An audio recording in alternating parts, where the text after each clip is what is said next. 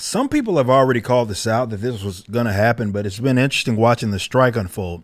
And there are instances where it actually might make, let's say, work to the benefit of some of these movies that are going to come out. Some are going to be delayed inevitably, but there's going to be others that they're just going to see what happens. And maybe for something like the Marvels here, which it doesn't look like it's going to be doing that well, they have an out. And the out is, well, we weren't able to be on the promotional trail. As covered by Shield Media CBR, Nia DaCosta, the director and co-screenwriter of the Marvels, has just shared some upsetting yet expected news regarding the upcoming promotional tour for this film. Second grand outing of Brie Larson's Carol Danvers, a.k.a. Captain Marvel in the Marvels, is one of the most anticipated MCU events of the year. And yet it might not live up to Marvel's expectations box office wide, all thanks to the ongoing SAG-aftra and WGA strikes.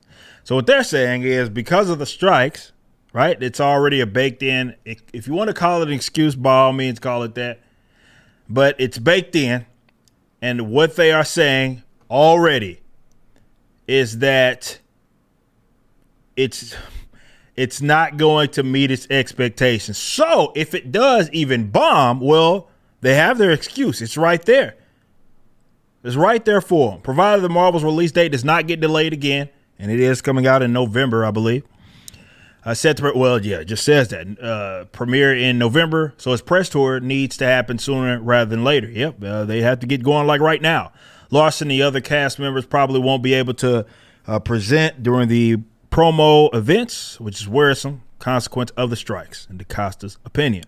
Now, she said here, I'm hoping I'm not promoting the movie by myself. No one wants there to see me either. They're going to be like, where's Brie Larson? She does understand the strikes is what she has to say. I believe because she's a director, she's not, I won't say not impacted, but they're not on strike. It's more of the writers as well as the actors. I think we're in a new world, she says. Everything that's happening is an existential search that our industry is doing. What do you mean by that? It won't be solved in one round of negotiations, but I'm hoping that studios can end the strike soon so we can get us all back to work for them, added the Marvel's director. So the promotional tour, Marvels have already started by the actual company, and that is Disney and Marvel. However, there's no Brie Larson, who is the star. Looks like there's not going to be, I can't remember the names of the actress that plays, I guess, what are they calling Monica Rambeau in this? Either way, as well as Miss Marvel's actress. So, look, I've heard this before.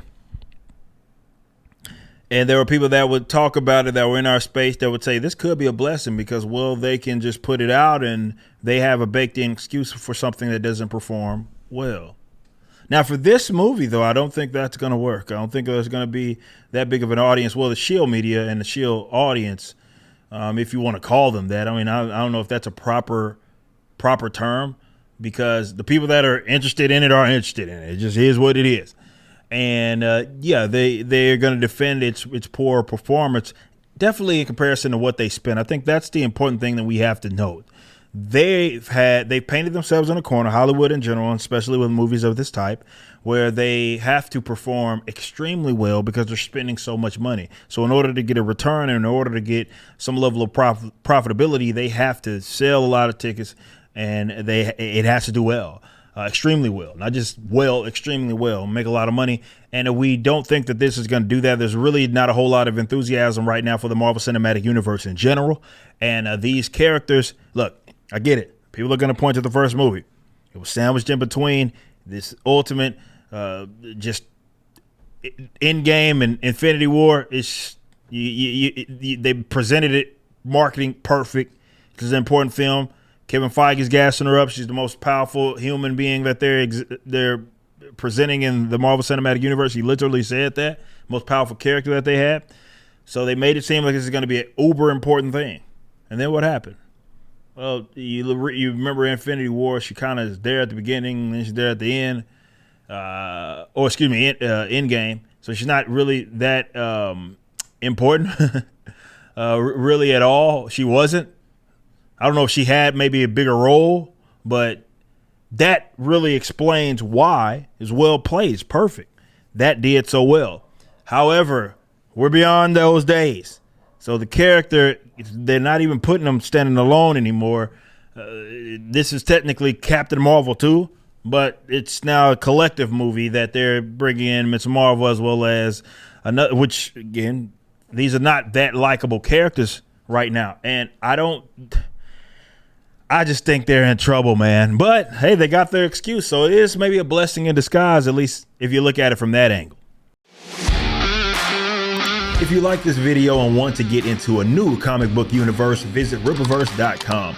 Our first campaign for ISOM 1 hit $3.7 million, and the pre-order campaign for ISOM 2 is currently live. So go check it out and watch the official launch trailer, which is the first animation of Rippaverse Studios.